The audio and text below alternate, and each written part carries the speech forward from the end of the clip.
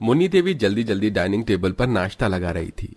आज तो मैंने सारा खाना अपने दोनों बेटों की पसंद का बनाया है। पराठे, शाही पनीर, दाल मखनी, पालक पनीर और दोनों के मनपसंद की मिठाइयाँ भी। रामू जाकर देखो दोनों बाबा उठ गए क्या? जी मालकिन। दोनों भाई आकर नाश्ता करने लगे। अरे तुम दोनों मिठाइयाँ तो खा ही नहीं रहे हो। मैंने बड़े प्यार से बनाई है, शाही टुकड़ा और स्पंज वाले रसगुल्ले। दोनों भाई आधा अधूरा खाना छोड़कर उठ जाते हैं। अरे कहाँ जा रहे हो तुम दोनों भाई? एक बहुत ही जरूरी काम है माँ, थोड़ी देर में आते हैं। दोनों गाड़ी में बैठकर एक जगह पर आकर पुराना सा दरवाजा खटखटाते हैं। अरे बाबू साहब, आप दोनों फिर से चले आए? जी, हमने आपको जिस परिवार को ढूंढने को कहा था उनका कुछ पता चला? मैं आप लोगों को बतला चुका हूं भाई कि उन्होंने ये घर मुझे बेचा था। उन्हें पैसों की जरूरत थी। मैंने उनसे ये 10 लाख में खरीद कर उन्हें पैसे दे दिए थे। अब उसके बाद वो लोग कहाँ गए मैं नहीं जानता। दोनों भाई उदास होकर वहां से जाने लगते हैं। तभी वो आदमी बोलता है, वैसे उस गरीब परिवार से आप दोनों का क्या रिश्ता नाता है? हा? पिछले 7 सालों से देख रहा हूं आप दोनों आते हैं, खबर पूछते हैं और फिर चले जाते हैं। तभी अनूप डबडबाई आंखों से कहता है, इस घर में जो लोग रहते थे वो हमारी बहन का परिवार था जिन्हें हम ढूंढ रहे हैं। दोनों भाई हर जगह बहन को तलाशते हैं। सारा बाजार रंग बिरंगी राखियों से सजा हुआ था। हर जगह ढूंढ लिया, कहाँ है तू कुमकुम? दोनों अमीर भाई जिस बहन को हर जगह तलाश रहे थे वो एक बस्ती में बड़ी ही गरीबी भरी जिंदगानी जी रही थी, जहां वो हाथ चक्की में गेहूं पीस रही थी। 750 के किराए का खांचा उस गरीब बहन का घर था, जिसमें पति सुबोध, 2 बच्चे निशु, प्रीति दिक्कत से रह पाते थे। दिन भर चक्की चलाने के चलते आटे की धूल से खांसी की परेशानी उसे बड़ा सताती थी। आज तो कुछ ज्यादा ही खांसी हो रही है। ऐसे तो मैं ज्यादा आटा पीस ही नहीं पाऊंगी। शरीर भी साथ नहीं दे रहा आज। लेकिन इस गरीबी में यही तो एक आसरा है जिससे घर का चूल्हा जल पाता है। इन दिनों उनके पास भी कोई काम धाम नहीं है।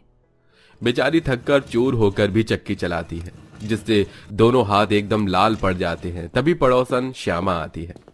अरे ओ सुबोध की लगाई, मैंने जो गेहूं दिया था आटा पीस दिया क्या? जी श्यामा काकी, आपका आटा पीसकर तैयार कर दिया है। अरे वाह, बड़ा ही महीन आटा पीसा है तूने तो कुमकुम। धन्यवाद काकी, लेकिन आपने इतना सारा आटा पिसवाया है, घर में कुछ है क्या? अरे रक्षाबंधन का त्योहार नहीं आने वाला है क्या पगली? तो पूरी पकवान तो बनाने के लिए चाहिए आटा। मेरे तीनों भाई आते हैं राखी पर मेरे घर। सबका भाग्य आपके जैसा नहीं होता काकी। आप खुशनसीब हैं जो भगवान ने आपको ऐसे भाई दिए हैं। ये कहते हुए गरीब बहन की आंखों से आंसू गिरे जा रहे थे। वो बीते वक्त को याद करने लगती है। वो भी एक वक्त था जब मेरे दोनों भाई मुझ पर जान देते थे। फिर क्यों मेरे दोनों भाइयों ने मुझे भुला दिया? कितना खुशियों वाला बीता था राखी का दिन। जहां 10 और 12 साल के अनूप और अंकित हाथों में चूड़ी और फ्रॉक लिए हुए घर में आते हैं, जहां 7 साल की कुमकुम राखी की थाल सजाकर उनका इंतजार कर रही थी। भैया कहाँ चले गए थे आप दोनों? मैं कब से राखी बांधने का इंतजार कर रही थी। चलिए कलाई आगे कीजिए। वो दोनों की कलाइयों पर राखी बांधकर तिलक करती है और मिठाई खिलाती है। बदले में दोनों उससे उपहार देते हैं। ये लो हमारी प्यारी बहन, ये हम तेरे लिए लाए हैं। अरे वाह भैया, ये फ्रॉक तो कितनी प्यारी है और चूड़ियां भी। लेकिन उसकी सौतेली माँ मुन्नी को उस बेचारी की खुशियां बर्दाश्त नहीं होती। वो गुस्से में आकर बेटों की कलाई से धागा तोड़ देती है। तीनों रोने लग जाते हैं। माँ, हमारी राखी मत खोलो, हमारी बहन ने हमको बांधी है। चुप करो तुम दोनों, ये गरीब मनहूस तुम दोनों की बहन नहीं है। कितनी बार बोला है ना मैंने, और तुझको भी कहा है ना, मेरे दोनों बेटों के आसपास मत भटका कर। माँ तुम ऐसे क्यों बोलती हो? मैं भी तो तुम्हारी बेटी हूँ। बाबा कहते थे तुम ही मेरी माँ हो। चल हट यहाँ से, ना मैं तेरी माँ हूँ ना तू मेरी बेटी। हमारे बीच सिर्फ एक ही रिश्ता है, वो भी सौतेला।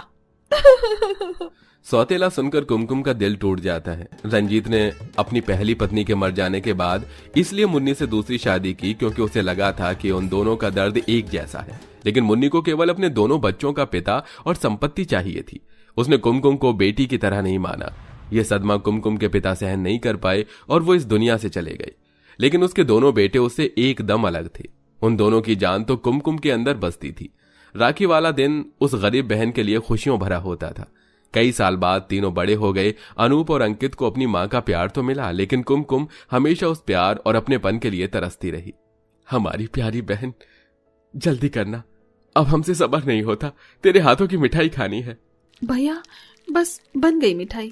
कुमकुम दोनों के लिए हर साल राखी पर अपने हाथ से उनकी मनपसंद की मिठाई बनाकर थाली सजाकर राखी बांधती है। लाइए कलाई आगे कीजिए भैया। बहन दोनों को राखी बांधती है, बदले में वो उसे भेंट में महंगा सूट देते हैं। ये ले तेरे दोनों भाइयों की तरफ से तोहफा। तभी शादी का जोड़ा लाते हुए कुमकुम की सौतेली माँ आती है। इस साल तुझे देने के लिए एक तोहफा मेरे पास भी है। मैंने तेरी शादी पक्की कर दी है, अब तू ससुराल जाएगी। पर माँ, अभी कुमकुम की उम्र ही कितनी है? 18 की हो गई, शादी के लायक बालिक है, रिश्ता अच्छा मिल गया तो कर दिया पक्का। असल में मुन्नी देवी ने पूरी तरह से सौतेलापन निभाया था और इसीलिए कुमकुम की शादी बड़े ही गरीब कमाते खाते अनाथ सुबोध से तय कर दी थी। लेकिन फिर भी अपनी माँ की बात रखते हुए कुमकुम घर बसा लेती है और उसका परिवार शुरू हो जाता है। देखते देखते शादी को 1 साल गुजर जाता है और राखी आती है। कुमकुम, शादी के बाद ये तुम्हारी पहली राखी है, अपने भाई को राखी बांधने नहीं जाओगी? जी बस मैंने थाली सजा ली है, जा रही हूँ। खुशी भरा दिल लेकर बेचारी गरीब बहन अपने दोनों भाइयों के दरवाजे पर आती है, लेकिन सौतेली माँ उसे वहीं रोक देती है। कहाँ जा रही है तू? माँ, मैं बस अपने दोनों भाइयों को राखी बांधने आई हूँ, राखी बांधकर फिर चली जाऊंगी। क्यों इतने सालों तक मेरे दोनों बेटों से तोहफे पैसे लूट कर तेरा मन नहीं भरा?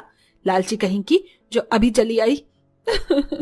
नहीं माँ, भगवान के लिए राखी के इस पवित्र पावन त्योहार को रुपयों पैसों में मत जोड़ो। मुझे कुछ भी नहीं चाहिए, बस ये धागा अपने दोनों भाइयों की कलाई पर बांधकर मैं चली जाऊंगी माँ।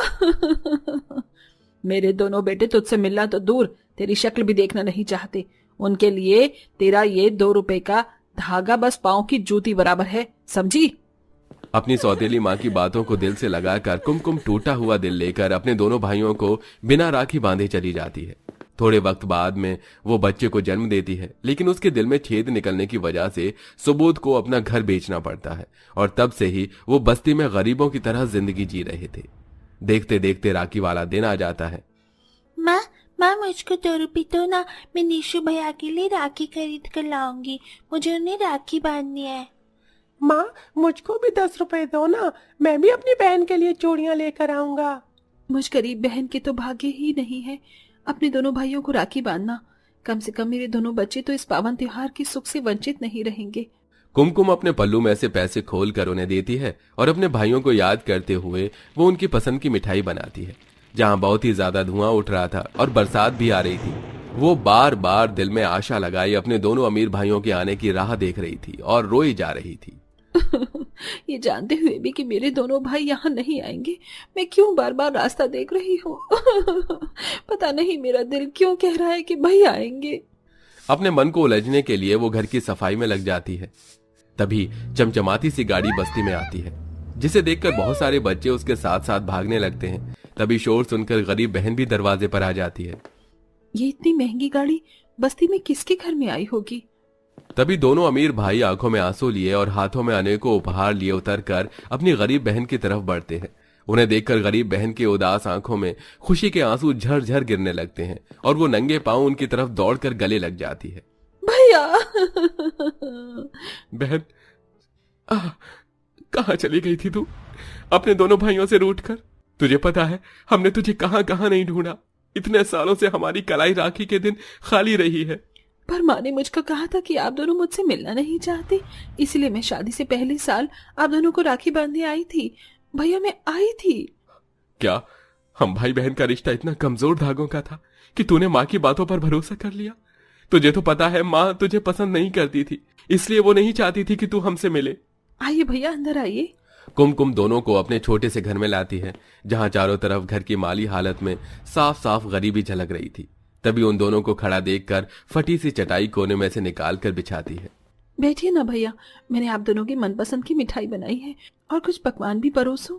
नहीं बहन, पहले अपने भाई की कलाई पर राखी नहीं बांधोगी? कुमकुम की आंखों से आंसू छलक जाते हैं। वो राखी की थाली सजाकर दोनों को राखी बांधती है। दोनों उसे अनेकों तोहफे देते हैं। तभी दोनों बच्चे भी आ जाते हैं।